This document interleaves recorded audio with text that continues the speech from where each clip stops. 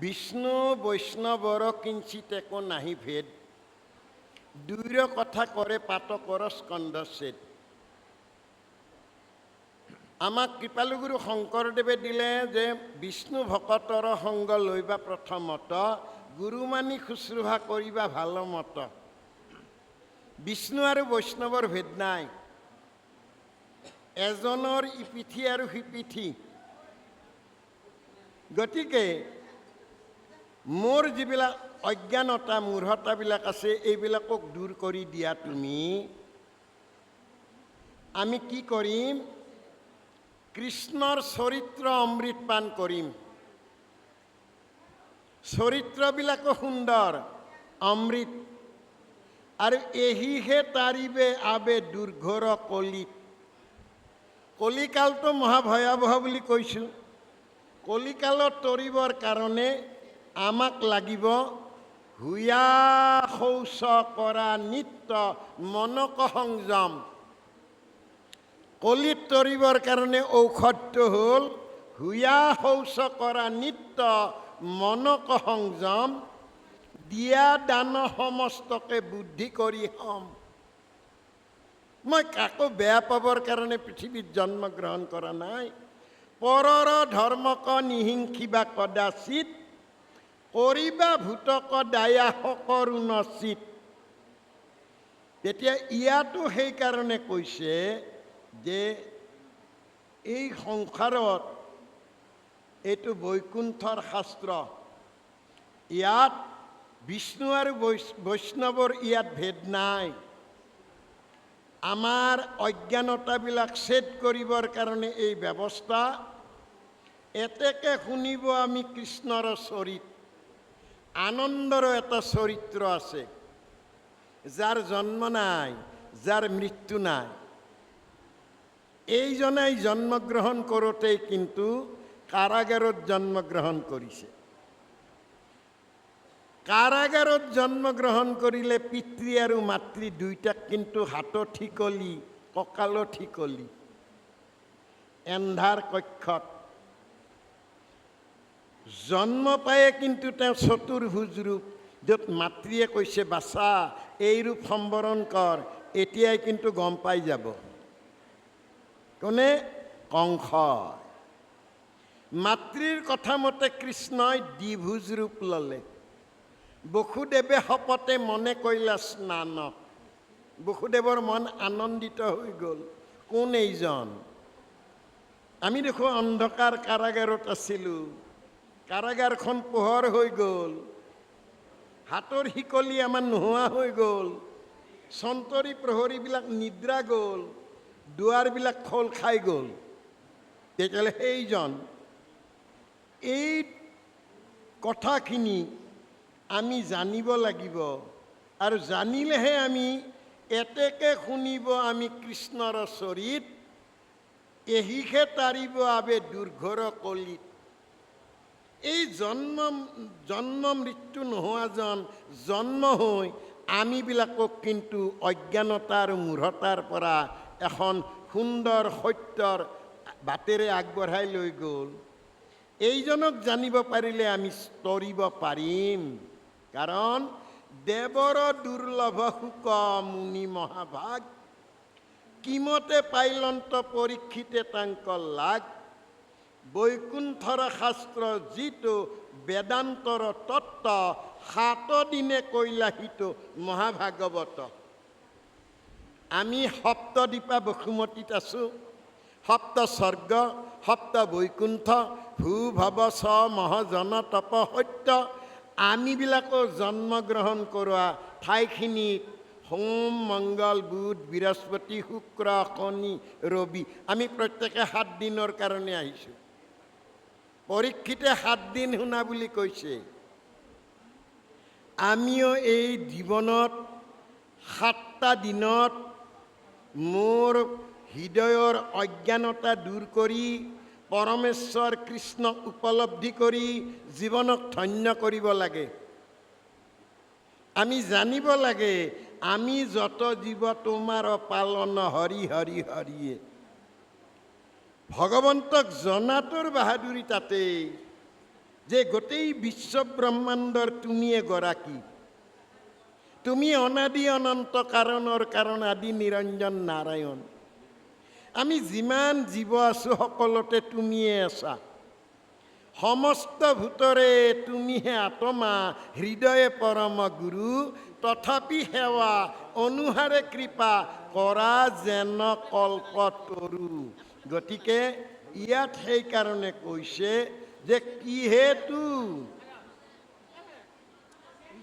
কিহেতু ৰাজাক আখি দংখিলে তক্ষকে, পাইলা গতি ভাগৱত শ্ৰৱণ মাত্ৰকে, বৈকুণ্ঠৰ বৃত্তান্ত শুনিবাৰ ইচ্ছা আছে, কহিও কহুত আন কথা শুন।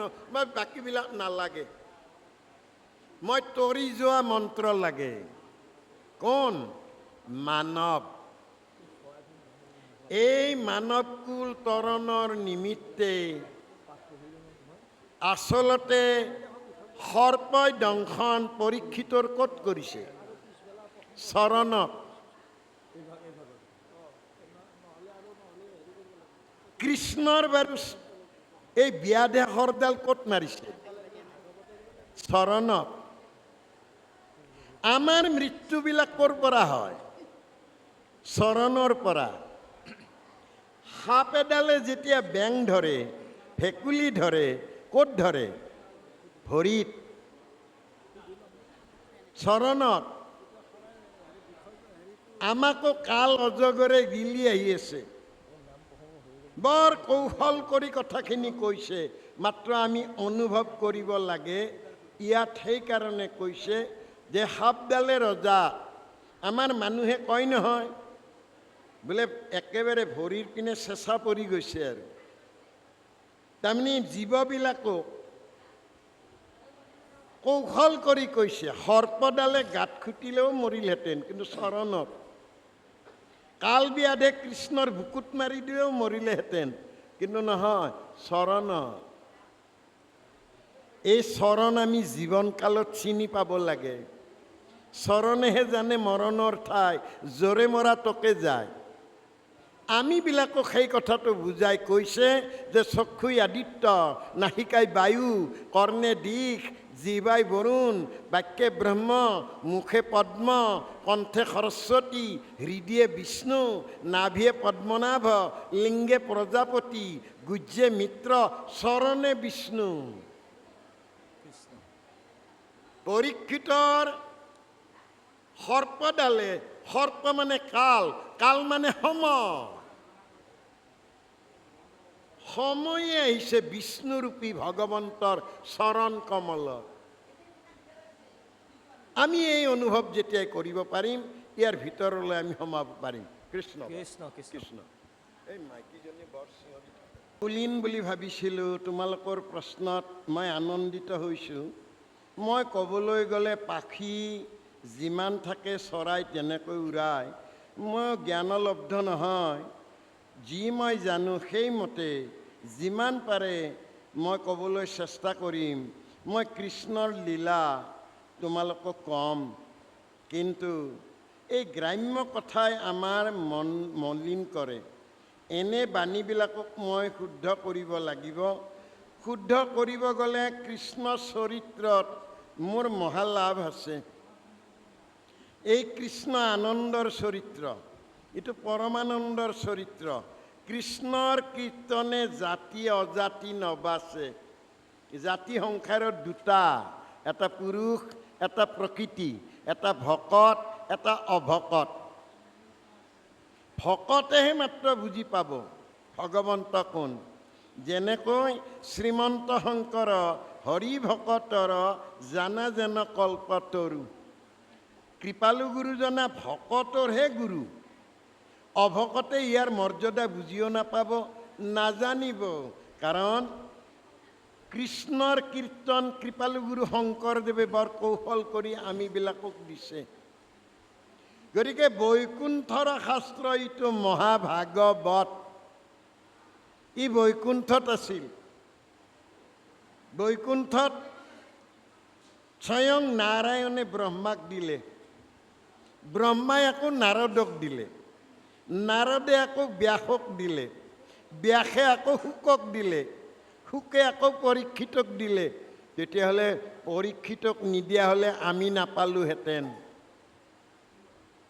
সেইকাৰণে আমি কৈছোঁ, আমিবিলাক পৰীক্ষিত, আমি গংগাৰ তীৰত বহোঁ। আজি যিখন আসনত বাপগৰাকীয়ে বহি পঢ়ি আছে, সেইখন আসনৰ নাম শুকাসন। শুদ্ধভাৱে কৃষ্ণ কথা কওঁতাজনৰ আসন। গতিকে এই বৈকুণ্ঠৰ শাস্ত্ৰ এইটো মহাভাগৱত, মায়াহীন ক্ষেত্ৰৰ, মোহহীন ক্ষেত্ৰৰ ই মহাভাগৱত। আৰু কেনেকৈনো এই পৃথিৱীত ই বেকত হৈছে, কিভাৱেনো ব্যাসদেৱে, কাৰণ ব্যাসৰতো গণ্ডগোল লাগিছিল, 4 বেদ 14 শাস্ত্ৰ 17খন পুৰাণ লিখি তেওঁ যেতিয়া মূৰে কপালে হাত দিছিল, তেতিয়া দেৱৰ্ষি নাৰদে আহি সুধিছিল, কি হ'ল? ইমানবোৰ শাস্ত্ৰ লিখি কি হৈছে? বোলে মই কি দেখিছোঁ? কোনোৱে যাগ যজ্ঞ পূজা পাতাল কৰিছে, কোনোবাই লিংগত পূজা কৰিছে, কোনোবাই বৃক্ষত পূজা কৰিছে, কোনোবাই জনিত পূজা কৰিছে। বোলে তোমাৰ শাস্ত্ৰ চাই চাই, বোলে মইতো এনেবোৰ কথা কোৱা নাই। কৈছা, তোমাৰ শাস্ত্ৰ পঢ়িয়ে এইটো হ'ল। এটা কাম কৰা, এতিয়ালৈ তুমি যিমান শাস্ত্ৰ লিখিলা, তাত চুক্তি সোমাই আছে, ভক্তি নাই। হে শাস্ত্ৰকাৰ, তুমি ধ্যানস্থ হৈ চোৱা। ধ্যান কৰিব পাৰিলে তুমি নিশ্চয় ঈশ্বৰ প্ৰাপ্তি ঘটিব পাৰিবা। মই কেইটামান শব্দ কওঁ। দেৱৰ্ষি নাৰদে ক'লে, ঔ নমো ভগৱতে বাসুদেৱায়। তেতিয়া ব্যাসদেৱে ক'লে, মাত্ৰ দেখো 12টা আখৰ। বোলে 12টা আখৰকে তুমি অকণমান চিন্তা কৰি ধ্যানস্থ হোৱা। আৰু যেতিয়াই ধ্যান কৰিলে দেখিলে যে মায়াই জীৱবিলাকক মেৰুৱাই আছে, ভগৱন্ত মাজত আছে, আৰু ভক্তি মাতৃয়ে মোকলাই দি আছে। তাৰমানে এই সংসাৰ ক্ষেত্ৰত জীৱবিলাকক মায়াই ধৰেই। অৱশ্যম্ভাৱী, সি ৰজা প্ৰজা ধনী দুখীয়া সকলোকে মায়াই মেৰুৱায়, কিন্তু ভকতিয়ে খুলি দিয়ে। তাকেই দেৱৰ্ষি নাৰদে কৌশল কৰি ক'লে, তুমি এখন শাস্ত্ৰ কৰা এইবাৰ, য'ত ভকতি নিমজ্জিত হৈ থাকিব। এই ভকতি নিমজ্জিত কৰিবৰ কাৰণে লাগিব তোমাৰ দৃঢ় বিশ্বাস। ললানে? আৰু যদি তেনেকৈ কৰা, তেতিয়াহ'লে বৈকুণ্ঠৰ শাস্ত্ৰ এইটো মহাভাগৱত ই সমাজত প্ৰচাৰ হ'ব, আৰু এইটো সমাজ তৰাব। আৰু সেইমতে যিমতে কৰিলে শাস্ত্ৰ, ব্যাস সৰ্বজান, প্ৰথমে হৰিক স্মৰি শুনা সাৱধানে।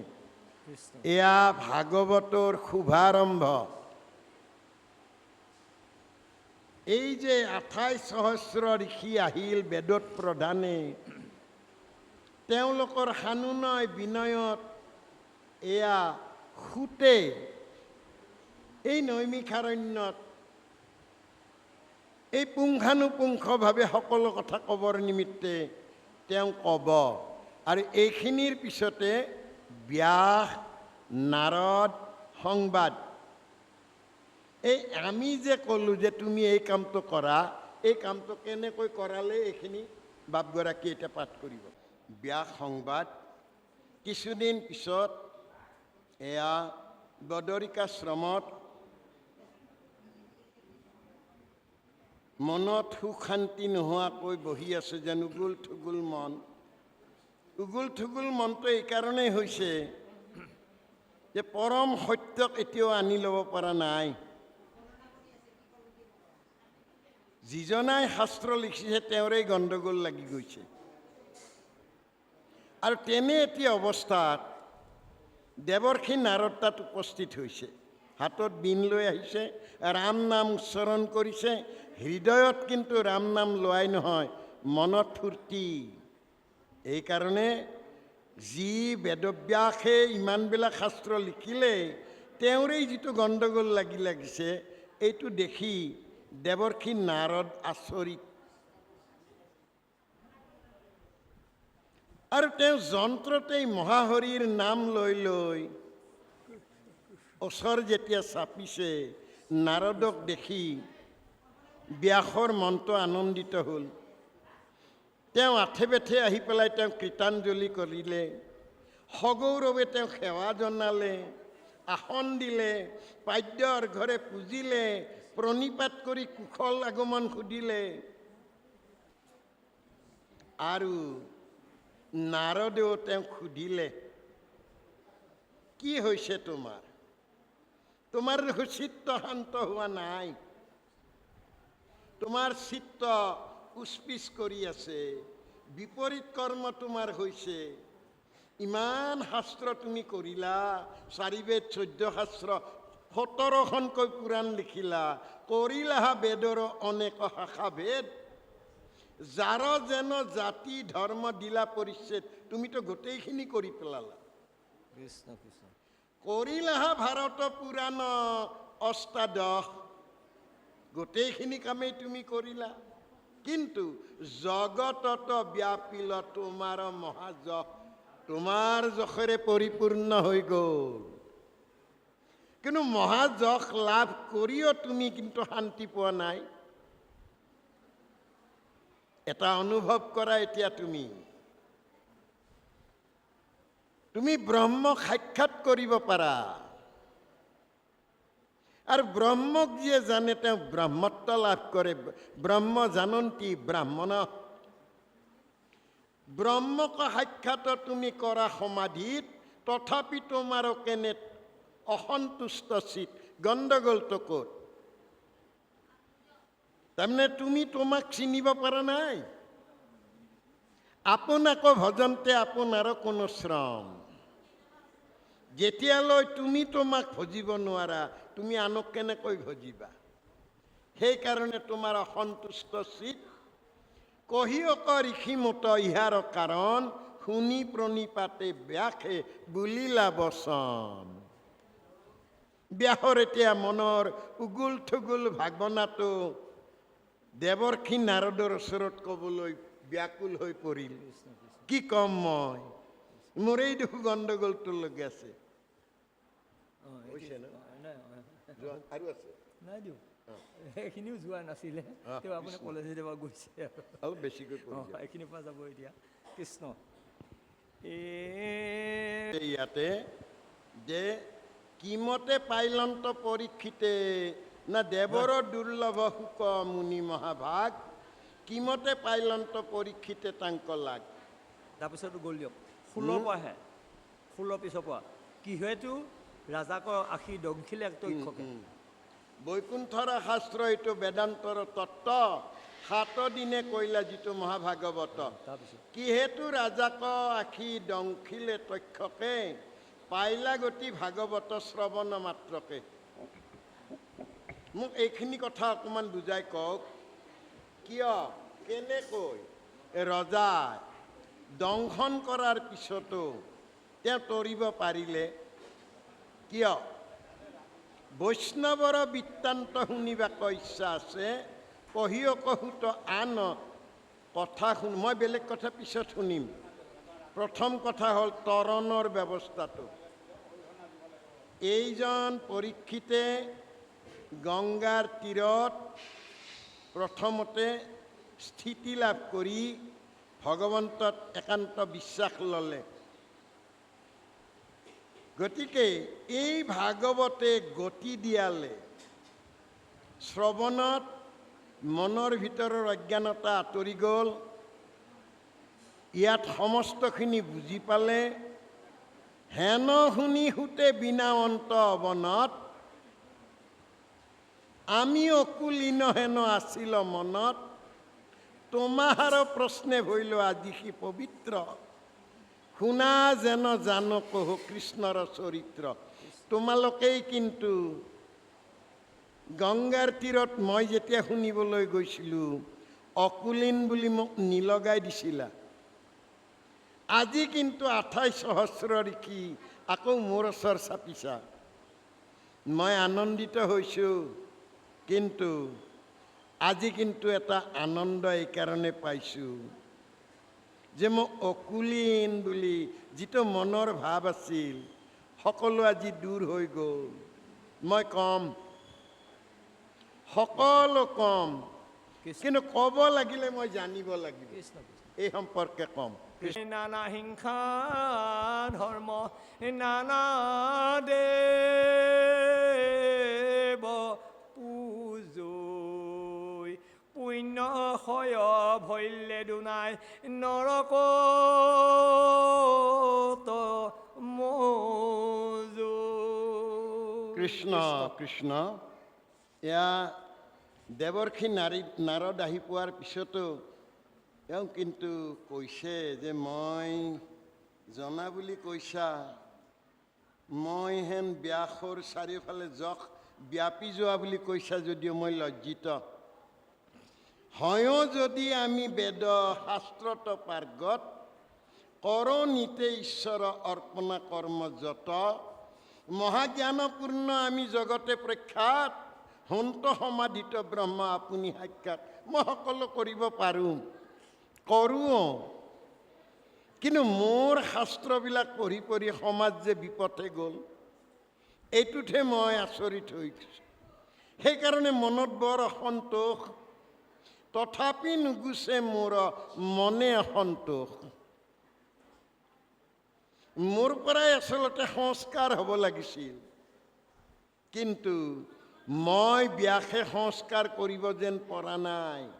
ক'ৰবাত যেন গণ্ডগোল লাগিছে, আৰু সেই নিমিত্তে মই যি কৰ্মই নকৰোঁ সকলোতে মোৰ বৰ গণ্ডগোল লাগি যায়। মোক হয় সমাজে মোক বৰ জ্ঞানপূৰ্ণ বুলি ভাবে, প্ৰখ্যাত বুলি ভাবে। মই সমাধিত ভগৱন্তও মই লাভ কৰিব পাৰোঁ, কিন্তু তথাপি মোৰ মনত অসন্তোষ।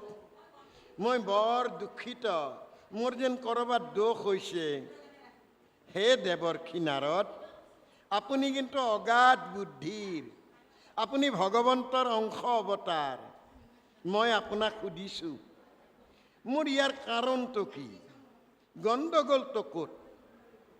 তেতিয়া দেৱৰ্ষি নাৰদে মহামুনি ব্যাসক ক'লে, আচলতে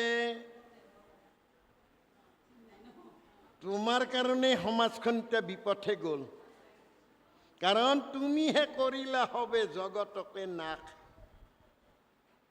তুমি এনে কাম কৰিলা, তুমি পশু ইত্যাদিক বলি দিয়াৰ ব্যৱস্থাটো তুমি কৰাই পেলালা। নিৰন্তৰে পশুৰা লোৱাইলা তুমি প্ৰাণ। তুমি এই কাম কৰিব নালাগিছিল। সকলো জীৱতেই ভগৱন্ত আছে। যত জীৱ জংগম কীট পতংগম অগনগ জগতেৰি কায়া। তুমি ভগৱন্তকে বধ কৰাই আছা। সকলো জীৱতেই ভগৱন্তই আছে, গতিকে তুমি বৰ মন্দমতি কৰ্ম কৰিছা। ইয়াতকৈ আৰু মন্দ কোনেও কৰা নাই কেতিয়াও। আচলতে তুমি কৌশল কৰি হিংসা ধৰ্মহে প্ৰচাৰ কৰিছা, আৰু ইয়াৰ পৰা মই অনুভৱ কৰিছোঁ, মই দেৱৰ্ষি নাৰদ হিচাপে অনুভৱ কৰিছোঁ, আচলতে তুমি নিজেও বুজি পোৱা নাই, নুবুজিলা তুমিও বেদৰ তত্ত্ব মৰ্ম। তুমি নিজেই বুজা নাই আৰু আনক বুজাইছা। এইটো ভুল কোনে কৰিলে? সমাজক তুমি কৰিলা, আৰু যি কৰ্ম কৰিলা তুমি গৰিহিত কৰ্মক কহিলা ধৰ্ম বুলি। বহুত পশুৰ জীৱন তুমি ধ্বংস কৰি দিলা, মানুহৰ মনলৈ তুমি বাসনা আনি দিলা, যাগ যজ্ঞ পূজা পাতালত বিভিন্ন ধৰণৰ পশু বলি দিয়াৰ ব্যৱস্থা কৰি দিলা। গতিকে এই গৰিহিত কৰ্মক তুমি ধৰ্ম বুলি কোৱা নেকি? এনেবোৰতো ধৰ্ম কেতিয়াও হ'ব নোৱাৰে। এই তোমাৰ বচনতে গোটেই সমাজখন অধোগামী হ'ল, মই তাকেই ভাবিছোঁ। গতিকে স্বভাৱে লম্পট বিষয়ত অনুৰাগ, স্বৰ্গ পাইব বুলি ৰংগে কাটে হংস চাক। মানুহবিলাকক লোভ লগাই দিলা। সাধাৰণ মনুষ্যই আৰু বুজি নাপায়। তোমাৰ দৰে মহাজ্ঞানীগিলা যি কথা কৈছা, স্বৰ্গ পাম তাৰ কাৰণে হাঁহ পাৰ ছাগলী ইত্যাদি বলি দিলে, এইটো হিংসা ধৰ্ম কৰিলে, এইটো দি দেৱতাক পূজালে, কিন্তু দেৱৰো উত্তম দৈৱকী নন্দনৰ সেৱাটো নহ'ল। ভগৱন্তক পাবলৈ যি ভক্তিযুক্ত কৰ্ম কৰিব লাগে, সেই ভক্তিযুক্ত কৰ্ম তোমাৰ মাজত মই নেদেখিলোঁ। গতিকে সমাজত স্খলন আনিলা, আৰু এই সমাজখন আচলতে বেদৰ তুমি তত্ত্ব আৰু মৰ্ম নুবুজিলা। এনেবোৰ কথাত সঁচাকৈ ব্যাসৰো গণ্ডগোল লাগি গ'ল, ভ্ৰম আহি গ'ল। দেৱৰ্ষি নাৰদে মোক কি কথা কৈছে, আৰু কোৱা কথাবিলাক একেবাৰে সত্য। তাৰমানে মই এই সমাজখনক বিপথে লৈ গ'লোঁ। আজিও সমাজখন তাতে আছে। সেই সমাজখনৰ আজিও পৰিৱৰ্তন হোৱা নাই। মানুহে নামৰ কবচ নলয়, হৰিনাম বিশ্বাসত নলয়। বাৰ বাৰ ক'লে যেই নাম সেই হৰি, জানা নিষ্ঠ কৰি নামৰ মাজতে আছে আপুনি শ্ৰীহৰি। মোৰ হৃদয়ত থকা নাম লওঁতাজন ভগৱন্ত। তেতিয়াহ'লে বিদুৰ তীৰ্থত কিয় ঘূৰি ফুৰা, হৃদয়তে হৰি আছে তাকো নুখুমুৰা। মোৰ হৃদয়ত থকা হৰিজনৰ লগত মোৰ চিনাকি হোৱা নাই, তেতিয়াহ'লে মই মোৰ লগত চিনাকি হোৱা নাই। মই মোৰ লগত চিনাকি হ'ব লাগে, আত্মা ঈশ্বৰৰ লগত মোৰ পৰিচয় হ'ব লাগে। আত্মা ঈশ্বৰক লাগ প্ৰত্যক্ষ হততে পায়, নাপাই জানা তাংক অবিদ্যাত। অবিদ্যা নাখিলে লাগ, কৃষ্ণক পাবই লাগ কণ্ঠলগ্ন বস্তুক সাক্ষাৎ। মোৰ কণ্ঠত কৃষ্ণ হয় না, কণ্ঠত মোৰ আনন্দ হয় না, মই পৰমানন্দ সাদৰি ল'ব পৰা নাই। সেইজন বেদব্যাসে কিন্তু হিংসা ধৰ্ম জনসমাজক দিলে, আৰু তাতে দেৱৰ্ষি নাৰদে আহি পৰম শুদ্ধ সনাতন সত্যটো তেওঁ দেখুৱাই দিছে। কৃষ্ণ।